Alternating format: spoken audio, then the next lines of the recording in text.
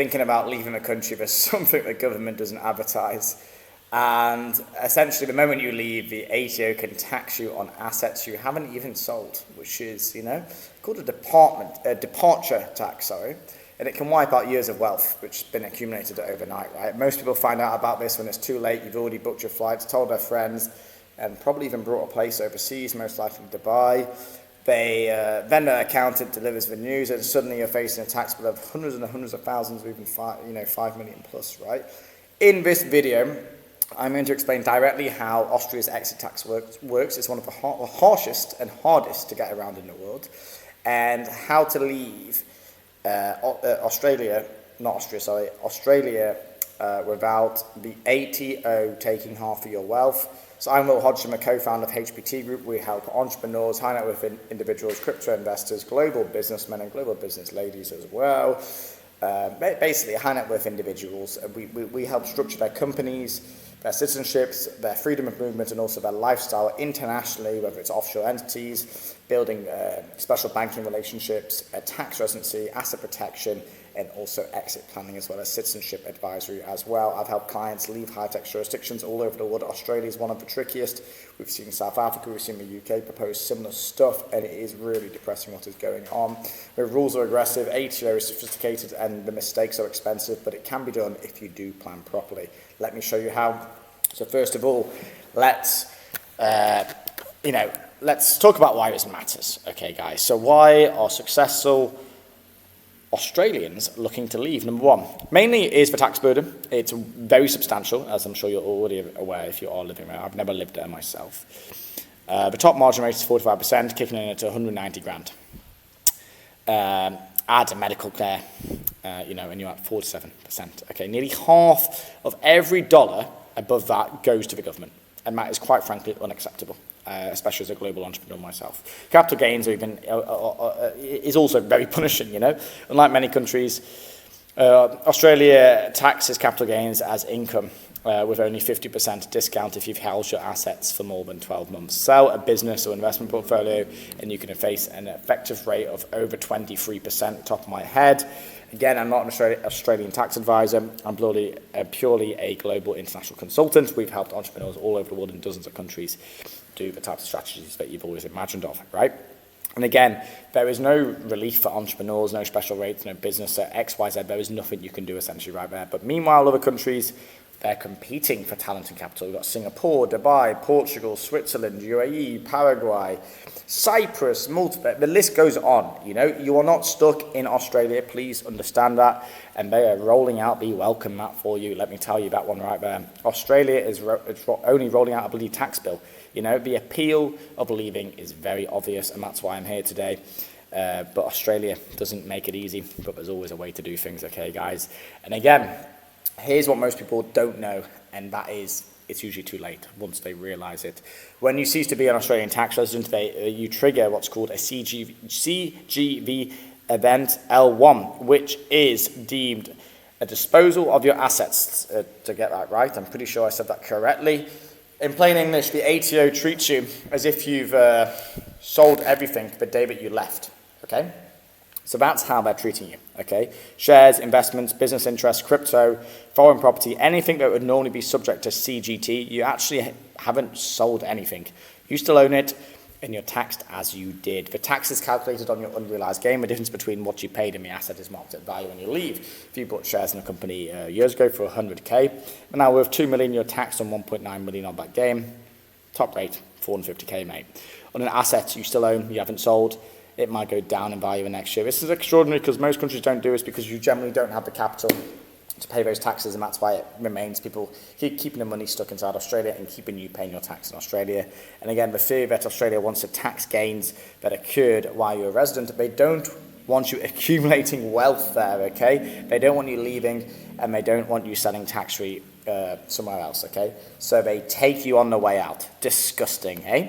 The practical effect is that leaving Australia can trigger a massive unexpected tax bill that forces you to liquidate assets just to pay the top of the tax. It's a trap, and most people are walking right into it, okay? What assets can be caught? The list goes on. and on. I was dealing with a client who has renounced his passport. He's got an Antigua passport. He's done X, Y, Z. And he literally had to remove, I'm not joking, you can chat GPT this, you can search on Google, look at the Australian tax code, you can cloud it, whatever AI you are using. He had to remove his bed linen and a washing machine from his bloody country. I don't know how that affects his tax position, but that is the truth. And that was from a legal advisor. And I have the writing, and I've searched this up because I thought he was joking. He was not joking. This is ridiculous, right? So shares and investments, business interests, cryptocurrency, foreign assets. Now, what is in court is Australian real estate property, meaning lands and buildings in Australia. These remain subject to Australian CGT regardless of your residency, so there's no deemed disposal as such. Also, excluded assets are used in a business or through a permanent establishment in Australia. The key point is if you've been a successful entrepreneur and the majority of your wealth is probably caught, right? But the departure tax is not a minor inconvenience. It's potentially the biggest tax bill of your entire life, okay? Now, again, there is a little bit even crazier. You don't have to pay the departure tax immediately. You can choose to defer it. So under the deferral option, you don't pay tax when you leave. Instead, you remain subject to Australian CGT on those assets until you actually sell them. When you eventually dispose of the assets, wherever you are in the world, you then calculate the gain and pay Australian tax on it, okay? Obviously, it's a little bit complicated, so sorry if I sound a little bit crazy right now because this is one of the most in-depth videos about Australian tax I've ever recorded in my life, okay? So, this sounds better, but sometimes it isn't because there's significant catches. First, if you're still in the Australian tax system, you're going to have ongoing reporting obligations, is what I'm trying to say. You need to track cost basis, lodge returns, and stay compliant with the ATO. If you haven't cleanly left, you've still got a tax bill that actually follows you. There's no way around it, okay, guys? Second is you lose the CGT discount, 50% discount on the assets that are held longer than 12 months only applies to residents, not non-residents. So you lose a discount when you leave, that I mentioned earlier. Again, exchange rates are at risk, of course, if you calculate those in Australian dollars. If you move overseas and the Aussie dollar moves against you, you can end up paying even more. And again, you can't access certain rollovers. In some capital gains tax instances and rollovers, they're not really available if you've deferred that big tax bill. That's what I'm trying to say here. So if you've gone deferred it and you're non-resident when you actually sell the assets, okay? Now, I'm going to go into residency here, and that's what I was just mentioning with this client, who now actually lives in Shenzhen, Hong Kong. We're doing some work with him. He's a really, really nice guy. And before we go further, let's speak about residency, because he actually was the one who told me a lot about this. He went through every T and every I for years. Second passports, third X, Y, Z, okay? And the key factors that the ATO considers, I'm going to read these out right here. Let me bring them up. Physical presence, behavior and intentions, where your family lives, where your economic ties are, where you intend to settle, your regular visits to the country, where your permanent home is. As I said earlier, bed linen and a washing machine could somehow tie you to a tax residence in Australia. You think I am joking? I am not bloody joking, mate. The ATO is becoming increasingly aggressive over recent years, and it's challenging people who claim to have left but maintain significant Australian ties, if that's a visit or to a year. Sounds ridiculous, right? Maybe your auntie lives there, or whatever.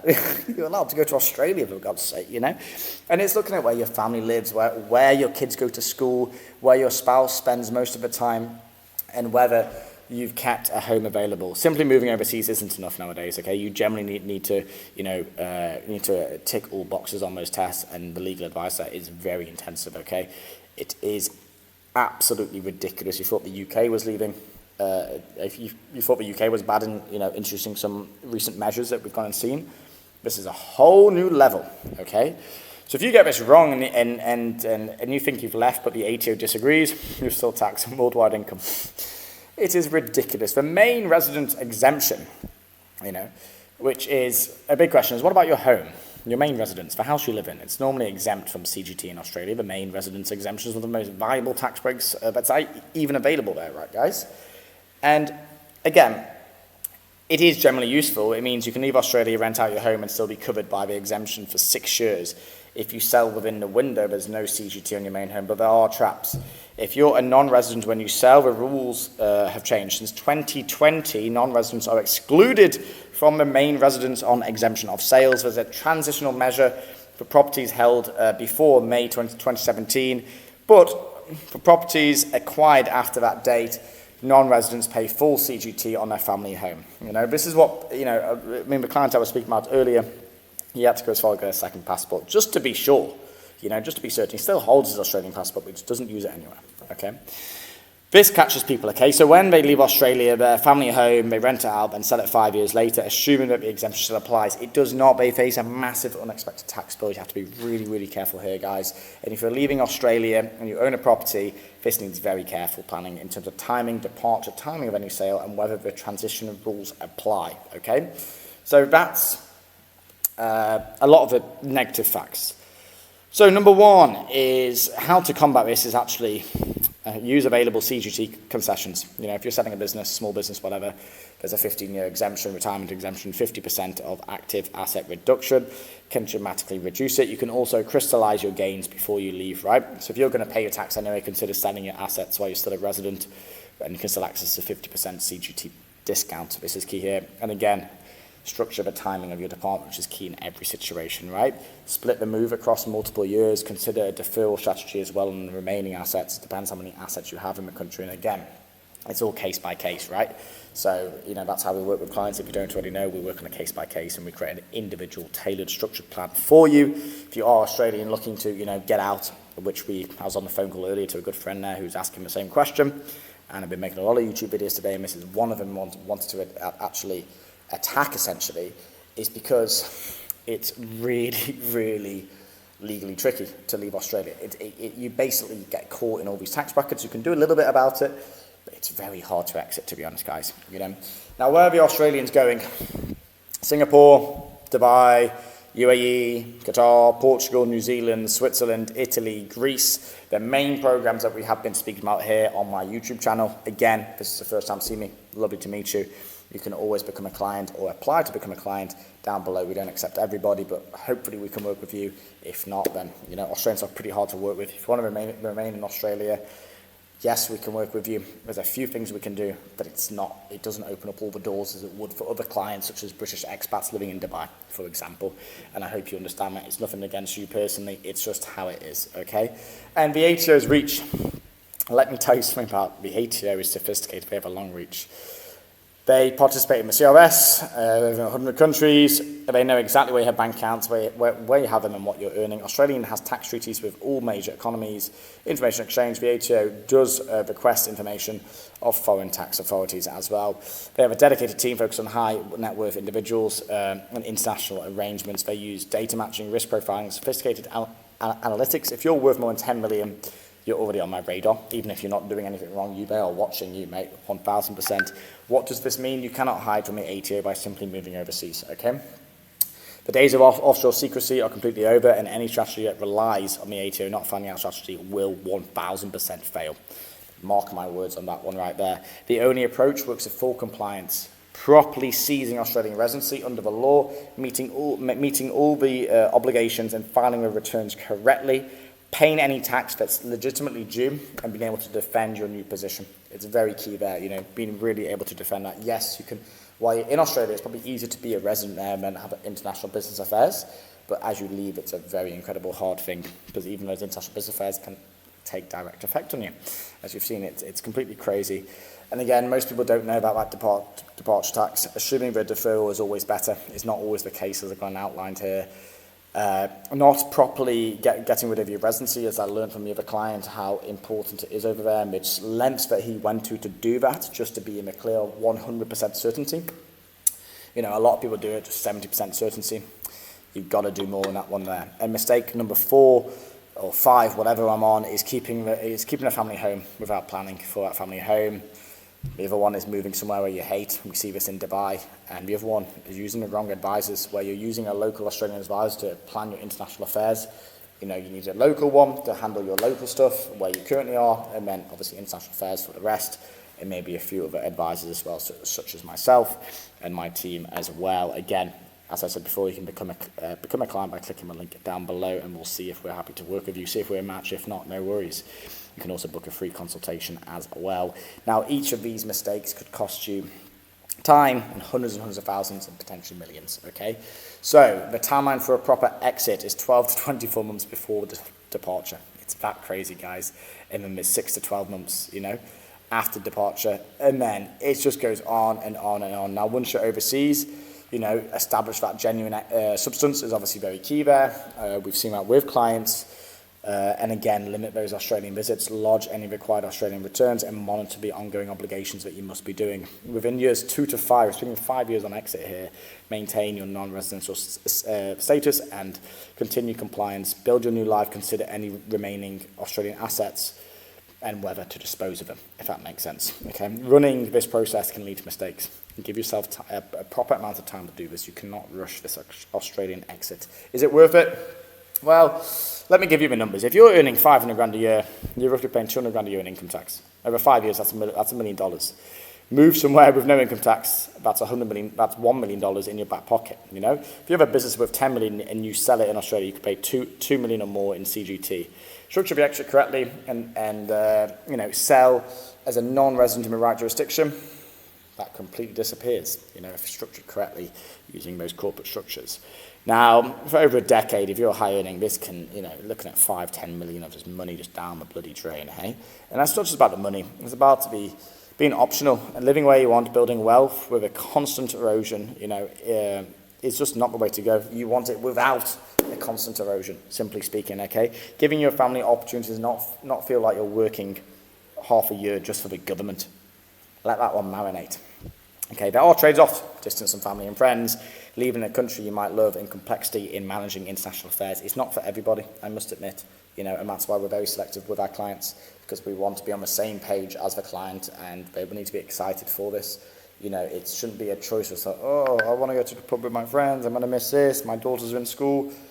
It's, you know, there's a drastic change to your lifestyle. You know, it's, you're probably now going to be living in a desert or a tropical climate such as myself. Something like this, it's a huge big difference. Or maybe you want to just move to Europe, for example, and live a similar high tax lifestyle, but just not have those exit taxes if you do want to then leave that European residency.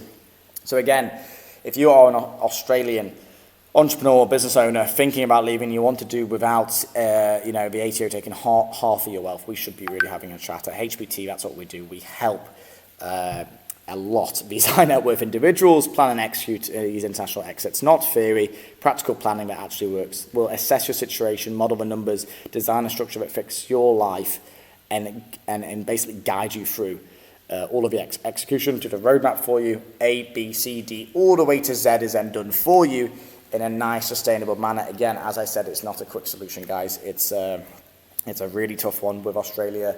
It's not easy, and it's something that has to be done, right?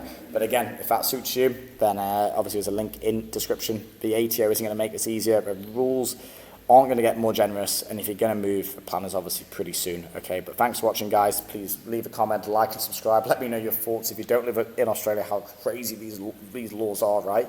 It is gobsmacking ridiculous. But other than that, guys, I'll see you in the next video. Love you and leave you. Over and out. Cheerio.